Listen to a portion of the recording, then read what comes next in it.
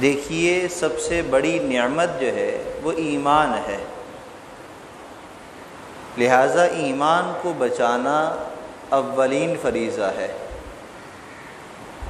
اور یہ اصول ہے جو چیز جتنی قیمتی ہوتی ہے اس کو خراب کرنے والی چیزیں بھی بہت زیادہ ہوا کرتی ہیں، اور بہت معمولی چیزوں سے بھی وہ چیز خراب ہو جایا کرتی ہے۔ چونکہ ایمان سب سے قیمتی چیز ہے، لہذا اس کو خراب کرنے والی بھی بہت ساری بری عادات، بری خصلتیں، بری فطرتیں ہیں، لہذا ان تمام باتوں سے اپنے آپ کو بچانا ضروری ہے ایمان کو بچانے کے لیے۔ جب ہم ایمان کو بچائیں گے، اس کو محفوظ کرنے کی تدبیر کریں گے، تو ایمان کی قدر ہمیں معلوم ہوگی اور اس کا فائدہ ہمیں ظاہر ہوگا۔ ابھی چونکہ ہم نے ایمان کے لیے کچھ کیا نہیں ہے، ہم بچپن سے ہی مسلمان ہیں، کلمہ گو ہیں، قرآن، قاعدہ، نماز، روزہ بچپن سے ہم دیکھتے آ رہے ہیں، تو اس کی اتنی قدر نہیں ہے۔ جب اس کے لیے ہم قربانی دیں گے اور اس کو بچانے والے اعمال اختیار کریں گے تو پھر اس کی قدر ہمارے دل میں آئے گی، اور ہمیں پتہ چلے گا کہ ایمان ہے کیا، ایمان ہے کیا۔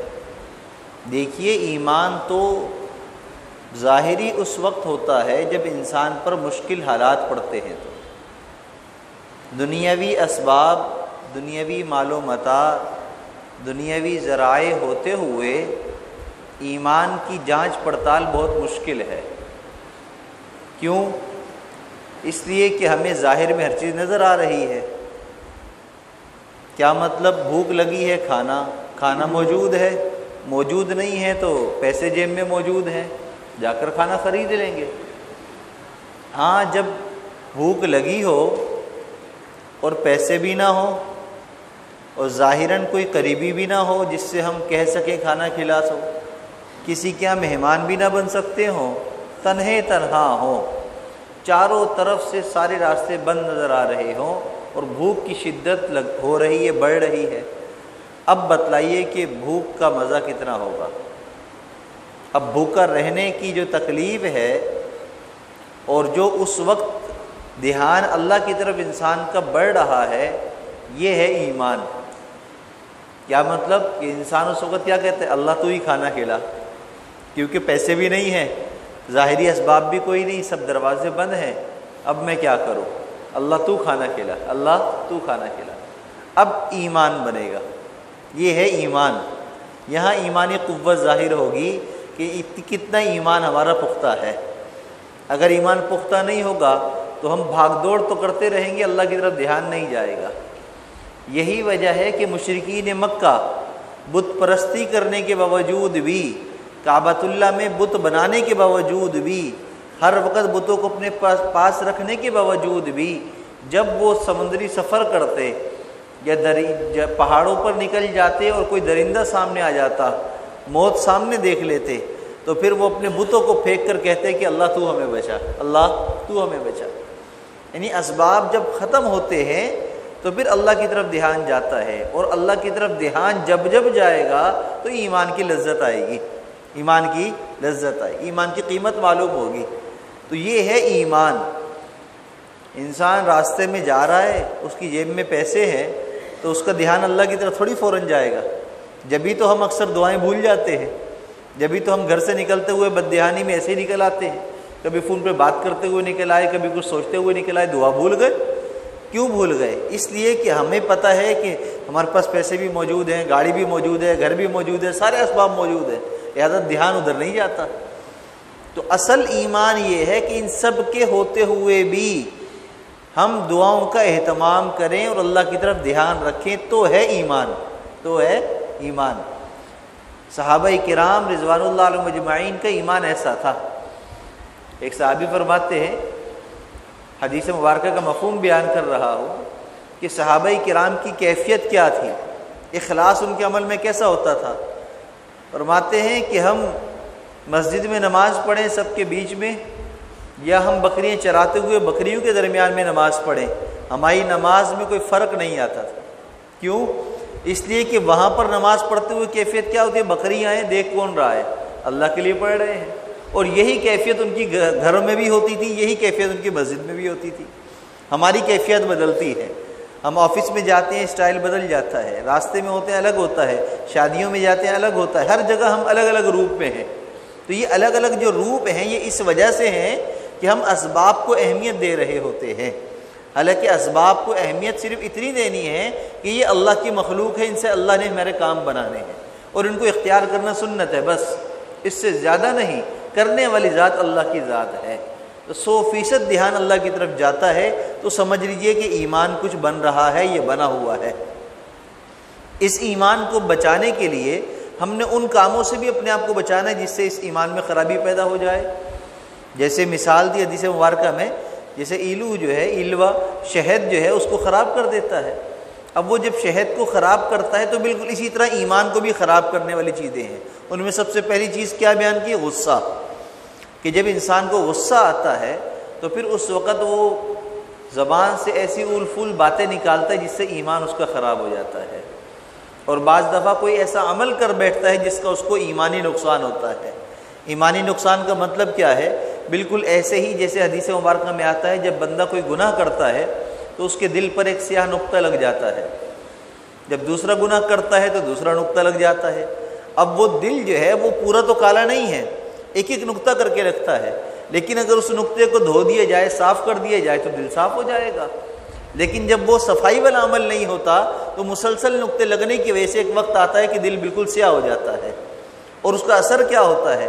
اس کا اثر یہ ہوتا ہے کہ جب دل میں سیاہی بڑھتی ہے تو انسان کا نیک عمل سے دھیان ہٹ جاتا ہے، انسان کا اعتماد ختم ہو جاتا ہے، مسجد میں دل لگتا نہیں ہے، نیک عمل کی طرف رجحان ختم ہو جاتا ہے، کیونکہ دل کے اندر سیاہی بڑھ گئی ہے۔ اسی طرح ایمان کا معاملہ ہے۔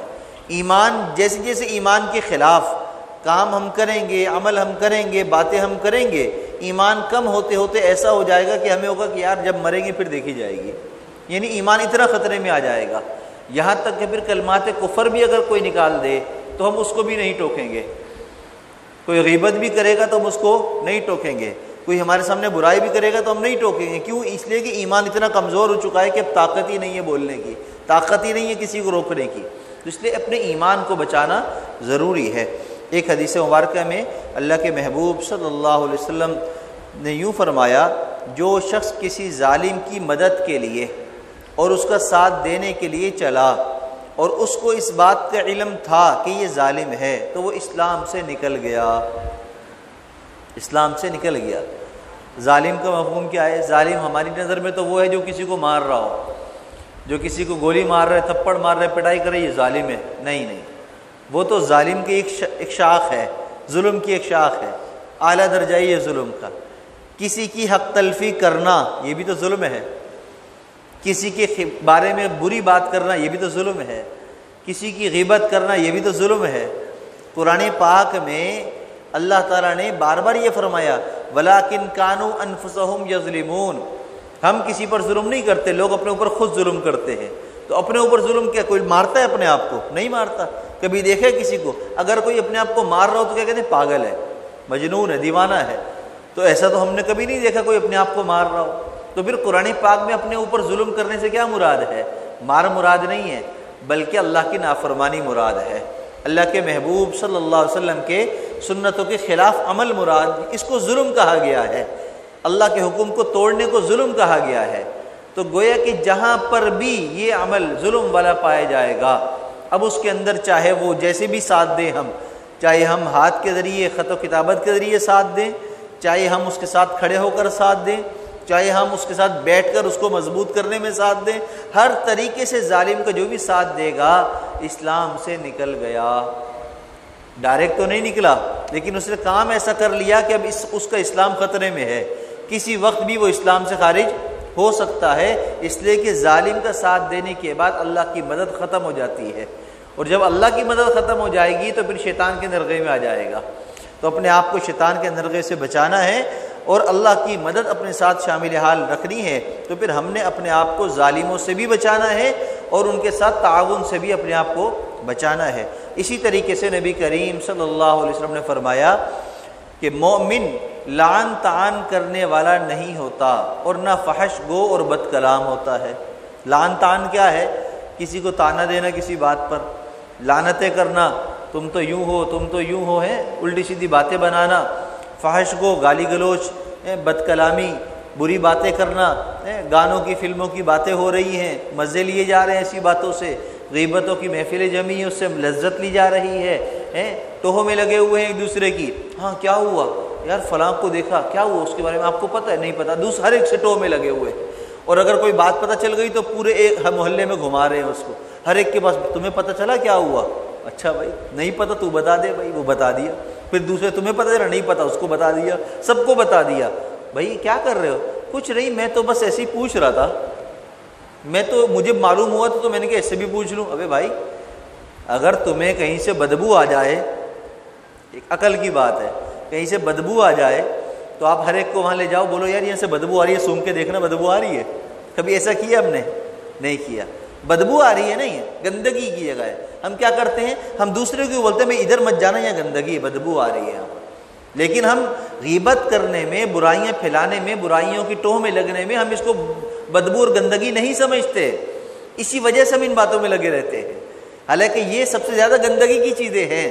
جیسے نبی کریم صلی اللہ علیہ وسلم نے فرمایا جب کوئی انسان جھوٹ بولتا ہے تو اس کے منہ سے اتنی گندی بدبو نکلتی ہے کہ فرشتے بھی اس سے دور بھاگ جاتے ہیں، کئی میل دور بھاگ جاتے ہیں، دور ہو جاتے ہیں اس سے فرشتے بھی، اس کی بدبو کی وجہ سے، یہاں تک کہ جانوروں کو اور مخلوقات کو انسان کے منہ کی وہ بدبو محسوس ہوتی ہے، لیکن وہی بدبو ہمیں محسوس نہیں ہوتی، اس لیے کہ ہم جھوٹ بول بول کر اتنے عادی ہو چکے ہوتے ہیں، اس بدبو کو ہم اپنے اندر رچ بسا چکے ہوتے ہیں، جس کی وجہ سے ہمیں محسوس ہی نہیں ہو رہی ہوتی۔ بالکل اس کی مثال ایسی ہے جیسے گندگی کے ڈھیر کے پاس جس کا گھر ہو، جو گندگی کے ڈھیر پر ہی بیٹھا ہو، تو ہم اس کو دیکھ کر تعجب کرتے ہیں، یار کیسا آدمی ہے، وہاں گندگی پر بیٹھا، اتنی سخت بدبو، مجھ سے تو گزرا بھی نہیں جا رہا تھا۔ لیکن اگر وہی گزرنے والے بندے کو 1 گھنٹہ وہاں بٹھا دو تو 1 گھنٹے بعد وہ کہے گا یہاں تو کچھ بھی نہیں ہے، بدبو ہاں تھوڑی بہت ہے، اس لیے کہ اب اس کے اندر رچ بس گئی ہے، اب اس کے دماغ میں، دل میں، پورے بدن میں چلی گئی، یہاں تک کہ کپڑوں میں بھی بدبو ہو جاتی ہے بدبو کے قریب رہنے کی وجہ سے۔ بالکل یہی حال بدعملیوں کا، ان برائیوں کا، ان گناہوں کا ہے کہ انسان اتنا اس میں ملوث ہوتا ہے کہ اس کو پھر محسوس ہی نہیں ہوتا، یہاں تک کہ جو اچھے لوگ ہوتے ہیں، پاک صاف ہوتے ہیں، ان سے گھن آنے لگتی ہے، نہیں یار یہ برا ہے، اس کی ایک برائی نظر آئے گی اور جس کے ساتھ بیٹھے ہیں اس کی 10 برائیاں بھی نظر نہیں آئیں گی، اس کی 10 خامیاں بھی نظر نہیں آئیں گی۔ بالکل اسی طریقے سے آج ہم سب کا حال ہے، اپنی برائیوں پر نظر نہیں ہے، اس لیے سب کی برائیاں نظر آتی ہیں۔ جو بندہ اپنی برائی پر نظر ڈال لیتا ہے اس کو سارے اچھے لگتے ہیں، پھر اس کو کسی کی برائی محسوس نہیں ہوتی، نظر نہیں آتی، کہتا ہے کہ نہیں بھائی میں بہت برا ہوں، میں بہت برا ہوں۔ اور یہی ہمیں عادت اپنانی چاہیے کہ ہم اپنی برائیوں پر نظر ڈالیں، اپنے عیبوں کی اصلاح کی فکر کریں، انشاءاللہ معاملہ آسان ہو جائے گا۔ اور اگر کوئی ہمارے ساتھ ظلم و زیادتی کر دے تو ہم اس کو درگزر معاف کر دیا کریں، معاف کرنے کو اللہ بہت زیادہ پسند فرماتے ہیں، اللہ کے محبوب صلی اللہ علیہ وسلم نے معاف کرنے کو بہت پسند کیا ہے۔ اللہ کے ہاں سب سے محبوب وہی ہے جو دوسروں کو معاف کرتا ہے، دوسروں کو معاف کرتا ہے، یہاں تک کہ فرمایا کہ جو دوسروں کو معاف کرنے میں جلدی کرتا ہے اللہ قیامت کے دن اس کو معاف کرنے میں جلدی کرے گے۔ جو دنیا کے اندر مظلوموں کے ساتھ کھڑا ہوگا، ظالموں کے ظلم سے روکنے کے لیے محنت کوشش کرے گا، اللہ تعالیٰ قیامت کے دن اس کو مظلوموں کے ساتھ کھڑا کریں گے، عرش کا سایہ بھی عطا فرمائیں گے۔ اور نبی کریم صلی اللہ علیہ وسلم بھی دنیا میں اپنے آپ کو انہی لوگوں کے ساتھ بٹھایا کرتے تھے، انہی لوگوں کے ساتھ رکھا کرتے تھے جو مظلوم ہوا کرتے تھے، جو کمزور ہوا کرتے تھے۔ آج ہمارا رویہ الٹا ہے، ہم ہوتے طاقتور کے ساتھ ہیں اور داد رسی مظلوم کی کر رہے ہوتے ہیں، تو یہ بالکل منافقت ہے۔ اگر ہم مخلص ہیں، ایمان میں پکے ہیں، واقعی میں ہم نیک عمل کرنا چاہتے ہیں یا کر رہے ہیں، تو پھر ہمیں چاہیے کہ ہم ظالموں کا ساتھ نہ دیں، طاقتوروں کو ساتھ نہ دیں۔ دیکھیے دنیا کے حسب، نسب، منصب سب عارضی ہیں، سب ختم ہو جائیں گے، دنیا میں صرف باقی رہنے والی ذات اللہ کی ذات ہے، اللہ کا نام ہے، اور جو اللہ کا نام لے گا وہی باقی رہے گا۔ آج تک دنیا کا ہم تاریخ اٹھا کر پڑھ لیں، جتنے بھی نام چلے آ رہے ہیں، واقعات چلے آ رہے ہیں، تو 2 ہی طرح کے ہیں، یا تو ان لوگوں کے ہیں جنہوں نے اللہ کے لیے اپنا سب کچھ قربان کر دیا، اللہ کے لیے انہوں نے اپنی ظالموں کو جو ہے مقابلے پر کھڑے رہے تو تاریخ نے ان کو یاد رکھا. ہاں یہ کچھ لوگ تھے جنہوں نے تاریخ رقم کی، حالانکہ اپنے زمانے میں کوئی ان کو جانتا نہیں تھا، اتنے زیادہ پاپولر نہیں تھے، لیکن رہتی دنیا تک ان کا نام روشن ہو گیا. کیوں؟ کون کرنے والا ہے؟ اللہ کرنے والا ہے. جو اللہ کے نام کو باقی رکھنے کے لیے، اللہ کے کام کو باقی رکھنے کے لیے جستجو کرتا ہے، محنت کرتا ہے، اس کی محنت میں لگا رہتا ہے، اللہ ایسے لوگوں کے ناموں کو بھی باقی رکھتے ہیں، ان کے کاموں کو بھی باقی رکھتے ہیں. حالانکہ نبی کریم صلی اللہ علیہ وسلم کے مقابلے میں آنے والے سردار تھے، عام لوگ نہیں تھے. عام لوگوں کا حال تو یہ تھا، اچھا یہ سردار ہے، اگر یہ مان لے گا تو ہم بھی مان لیں گے. عام لوگوں کو تو حال یہ تھا. اصل ظالم تو سردار تھے، عہدیدار تھے، مالدار تھے، بڑے بڑے مکہ کے لوگ تھے. اور یہ اسی طرح طائف کا معاملہ تھا. نچلے طبقے کے لوگ جو ہے وہ تو دو راستے پر ہوتے ہیں، وہ تو یہ دیکھتے ہیں کہ جو طاقت میں اس کی ہاں میں ہاں ملا دو. تو بھئی ہمیں ایسا نہیں کرنا. ہمیں نبی کریم صلی اللہ علیہ وسلم کی تعلیم سے، آپ کے عمل سے یہ پتہ چلتا ہے آپ حق کا ساتھ دیں.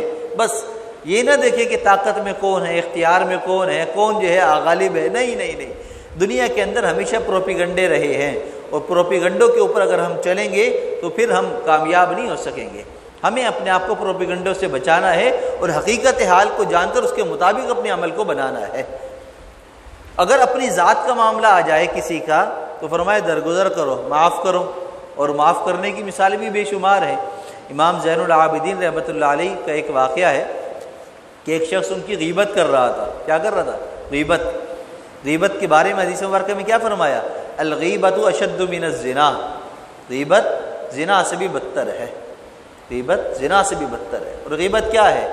آپ کسی کے بارے میں کوئی ایسی بات کر رہے ہیں جو اس کے سامنے نہیں کی جا سکتی، یا اگر کریں گے تو وہ برا محسوس کرے گا، اور آپ کو اس بات کا علم ہے جبھی تو سامنے نہیں کر رہے، اس سے چھپ کر رہے ہیں. تو یہ غیبت ہے. یہ غیبت ہے. بھئی ہم تو وہ بات کر رہے ہیں جو اس نے کیا ہے، یا اس کے اندر جو برائی ہے اس کا تذکرہ کر رہے ہیں. تو بھئی اگر اس کا برائی کا تذکرہ کر رہے ہیں تبھی تو غیبت ہے. اگر اس کے اندر وہ بات نہیں ہے جو آپ کر رہے ہیں پھر تو بہتان ہو گیا، بڑا گناہ ہے. وہ دو گناہ، غیبت بھی اور بہتان بھی. غیبت بھی بہتان بھی ہر حال میں ہی گناہ ہے. تو اپنے آپ کو اس چیز سے بچانا چاہیے. امام زین العابدین رحمۃ اللہ علیہ کی کوئی شخص غیبت کر رہا تھا، آپ نے سن لیا. آپ اس کے پاس گئے اور آپ نے فرمایا کہ اے دوست، اگر تو سچا ہے تو اللہ مجھے بخش دے، کہ تو میری برائی کر رہا ہے، اللہ میری برائی کو ختم کر دے، مجھے معاف کر دے. اور اگر تو جھوٹا ہے تو اللہ تجھے بخش دے، اللہ تجھے بخش دے. کیسی بات ہے نا. آج ہم ذرا ہمت کر کے دکھائیں، یہ والی بات کر کے دکھائیں. ہم کسی سے اپنی برائی سنیں تو ہم اس کو اسی طرح کہیں کہ اگر تو سچا ہے تو اللہ مجھے معاف کر دے، اگر تو جھوٹا ہے تو اللہ تجھے معاف کر دے. اگر یہ بات کرتے ہوئے آج کل ڈر بھی لگتا ہے، سامنے والے کا ایک اچھا ایک تو برائی کری اوپر سے باتیں بھی سنا رہے ہو، تو یہ بات سنانا نہیں، یہ تو معاف کرنا ہے، یہ تو درگزر کرنا ہے. غیبت سن لی پھر بھی معاف کر دیا. کتنے ہی ائمہ کے بارے میں یہ باتیں کتابوں کے اندر موجود ہیں کہ وہ غیبت کرنے والوں کو کہا کرتے کہ بھئی اگر تم نے غیبت کرنی ہے تو بھئی اپنی ماں کی کرو، اس لیے کہ غیبت کرنے کی وجہ سے تمہاری نیکیاں غیبت کرنے والے کے نام اعمال میں جا رہی ہے. تو عقل مند شخص وہ ہے کہ جو اپنی نیکیاں اپنے ماں باپ کو دے، لہذا ان کی غیبت کرو تاکہ تمہاری نیکیاں اگر جائیں تو ان کے نام اعمال میں جائیں. تم تو سراسر نقصان ہی نقصان کر رہے ہو. جس کی غیبت کر رہے ہو اس کو اپنی نیکیوں کا ثواب بھی دے رہے ہو. غیبت بھی کر کے گناہ بھی کا بوجھ بھی لیا اور نیکیاں بھی اپنی چلی گئیں، تو کیا فائدہ ہوا. اسی طرح ایک دفعہ امام زین العابدین رحمۃ اللہ علیہ نے ایک دوسرے کو دیکھا غیبت کرتے ہوئے، تو آپ نے فرمایا اے دوست، جتنا تجھے میرے عیبوں کے بارے میں پتہ ہے نا وہ بہت کم ہے، وہ بہت کم ہے. مجھ میں تو بہت زیادہ عیب ہے، مجھ میں تو بہت زیادہ عیب ہے. تو یہ تو بہت تھوڑے معلوم ہے. جی تھوڑے معلوم ہے تو کیوں تذکرہ کر رہا ہے؟ میرے اندر تو بہت زیادہ عیب ہے، میرے اندر تو بہت زیادہ عیب ہے. اور ہر شخص یہ دعویٰ نہیں کر سکتا وہ پاک صاف ہے. کر سکتا ہے؟ نہیں کر سکتا. جتنا بڑا ولی ہوگا، جتنا بڑا نیک ہوگا، اس کے ساتھ شیطان بھی اتنا بڑا ہوگا. شیطان بھی اتنا بڑا ہوگا. وہ اس شیطان کے شر سے بچ کر ہی تو ولی بنا ہے، نیک بنا ہے، اس منصب تک آیا ہے جو اللہ کے مقربین کا منصب ہوتا ہے. تو وہ لڑ جھگڑ کر مقابلہ کر کے وہاں تک پہنچا ہے، اور تم اس کے منصب تک پہنچنے کے بجائے اس کی برائیاں کر کے تم اس کو منصب سے گرانے کی کوشش کر رہے ہو اور گرا نہیں سکتے. بلکہ خود اپنی نظروں میں بھی گر جاؤ گے، لوگوں کی نظر میں بھی گر جاؤ گے۔ کیسے؟ جب کوئی انسان کسی کی برائی کرتا ہے تو وہ سب سے پہلے اللہ کی نظر میں گرتا ہے، اور جو اللہ کی نظر میں گرتا ہے وہ سب کی نظر میں گرتا چلا جاتا ہے۔ تو عقل مند شخص وہ ہے جو معاف کرے، درگزر کرے، کوئی غیبت کرے تو اس کو بھی معاف کر دے، اس کو سمجھائے اور حضرت یوسف علیہ السلام کی تعلیم کو ہم ہمیشہ ذہن میں رکھیں۔ یوسف علیہ السلام نے کیا کیا تھا؟ یوسف علیہ السلام پر جب بھی مشکلات آئیں تو وہ اللہ کی طرف متوجہ ہوئے، اور دوسرا کام انہوں نے دعا کی۔ کیا کی؟ دعا کی۔ تو ہم بھی ایسا ہی کریں، ہم بھی دعا کیا کریں۔ حضرت یوسف علیہ السلام کو بھائیوں نے کنویں میں ڈال دیا، شام کا وقت تھا، صبح گئے تھے کھیلنے کے لیے، شام تک کھیلا، واپس آنے لگے تو بھائی کو کنویں میں ڈال دیا، قمیض اتار لی اور ایک جانور کا خون جو قمیض پر لگایا، اس کو پھاڑ پھوڑ کے لے آئے کہ بھئی بھیڑیا جو ہے وہ بھائی کو کھا گیا۔ بھئی بھیڑیے نے کھایا تو قمیض اتار کر چلا گیا، عقل کے خلاف۔ جب بندہ کوئی دو نمبری کرتا ہے تو وہ ایسے کام کر جاتا ہے اس کو اندازہ نہیں ہوتا، وہ خود جو ہے گواہ پیش کر رہا ہے، ثبوت پیش کر رہا ہے۔ قمیض لے کر آ رہے ہیں پھٹی ہوئی، تو بھیڑیے نے ان کو کھایا، قمیض اتار کر دے گیا بھائیوں کو۔ بھائی لے کر آ گئے، والد دیکھتے ہی سمجھ گئے کہ چکر کچھ ہو گیا ہے، میرے بیٹے کو نقصان پہنچا دیا انہوں نے، یا تو قتل کر دیا یا کہیں دور کر دیا، کچھ کر دیا ہے، سمجھ گئے تھے۔ فوراً بیٹے اس کو کہا کہ بس چپ ہو جاؤ، اللہ کے آگے پھر رونا شروع کر دیا۔ ادھر یوسف علیہ السلام چھوٹے سے بچے ہیں، لڑکے ہیں، کنویں میں ہیں، کنویں میں ڈالا، وہ جو ڈول ہوتا ہے ایک پتھر تھا، اس پر جا کر بیٹھ گئے، وہاں گرے، اس میں جا کے بیٹھ گئے۔ اب جو ہے وہ رات ہو گئی، اندھیرا ہو گیا، کنویں میں اور اندھیرا، ڈر لگ رہے ہیں۔ لڑکپن کی عمر میں تو ڈر فطری طور پر ڈر بھی زیادہ ہوتا ہے، اب وہ ڈر رہے ہیں، خوف زدہ ہو رہے ہیں۔ لیکن چونکہ اللہ کے نبی ہونے والے تھے، اللہ نے طاقت عطا فرمائی، برداشت کرتے رہے، اللہ سے دعائیں کرتے رہے، یہاں تک کہ جب صبح تہجد کا وقت ہوا تو صبح جو ہے دو روشنیاں ہوتی ہیں، پہلے ایک روشنی ہوتی ہے ختم ہو جاتی ہے، اس کو کہتے ہیں صبح کاذب، پھر دوسری روشنی ہوتی ہے جو صبح فجر کی ہوتی ہے، تو وہ ہوتی ہے صبح صادق۔ تو صبح کاذب جب ہوئی، روشنی ہوئی، تہجد کا وقت تھا، تو انہوں نے دیکھا روشنی ہو رہی ہے، اللہ تعالیٰ سے دعا کی، اللہ میں اندھیرے میں پڑا ہوا ہوں، تو روشنی فرما دے، اور جس طرح تو دنیا کو روشن کر رہا ہے اللہ تو مجھے بھی روشن کر دے، میں جس مشکل میں پھنس گیا ہوں اللہ تو سب مشکل میں پھنسے ہوئے کو نکال دے۔ تہجد کے وقت میں انہوں نے تمام مشکلات میں پھنسے ہوئے لوگوں کے لیے دعا بھی کی اور اپنے لیے بھی دعا کی، اور جب دعا کی اللہ تعالیٰ نے ان کو نجات عطا فرما دی۔ جب صبح ہوئی، قافلہ وہاں رکا آ کر پانی لینے کے لیے، انہوں نے ڈول ڈالا، وہ ڈول کے اندر بیٹھ گئے، کھینچا تو بڑا وزنی ہے، پانی اتنا وزنی کیسے ہو گیا، نکالا تو ایک بچہ، قافلے والے بچے لے کر گئے، یوسف علیہ السلام کو جا کر مصر کے بازار میں بیچ دیا۔ صرف ہمارے لیے اس قصے کے اندر نصیحت کیا ہے؟ یوسف علیہ السلام کنویں کے اندھیرے میں ڈال دیے، گہرائی میں ڈال دیے گئے، اندھیروں میں پھینک دیے گئے، لیکن اللہ سے امید کو نہیں چھوڑا، اللہ سے دعا کو نہیں چھوڑا۔ آج ہمیں بھی اپنے حالات میں بعض دفعہ لگتا ہے ہر طرف اندھیرا ہی اندھیرا، مشکل ہی مشکل ہے، بس اس ایک کام کو سنبھال لو، اللہ سے ایک تو امید لگا لو کہ اللہ ضرور اس رخ کو روشنی میں بدلے گا اندھیرے کو، اور دوسرا اللہ ہمیں اس مشکل سے آسانی کی طرف ضرور لے کر آئے گا، اس لیے کہ یہ ممکن نہیں ہے کہ حالات ہمیشہ ایک طرح رہے، حالات بدلتے ضرور ہے۔ اگر مشکل ہے تو اللہ راحت بھی عطا فرمائیں گے، اللہ نیکیوں کو ضائع نہیں فرماتے، تو دعا کا اہتمام کریں، تو انشاءاللہ دعاؤں کا اہتمام کریں گے، اللہ اس مشکل گھڑی کو بھی دور فرمائیں گے اور روشنی بھی عطا فرمائیں گے، اور ایسی روشنی کہ جو سورج کی چمک سے بھی زیادہ روشن ہوگی، جس سے سب کو ہی انشاءاللہ فائدہ ہوگا۔ اللہ ہم سب کو دین کی سمجھ اور صحیح عمل کی توفیق عطا فرمائے۔ وآخر دعوانا ان الحمد للہ رب العالمین۔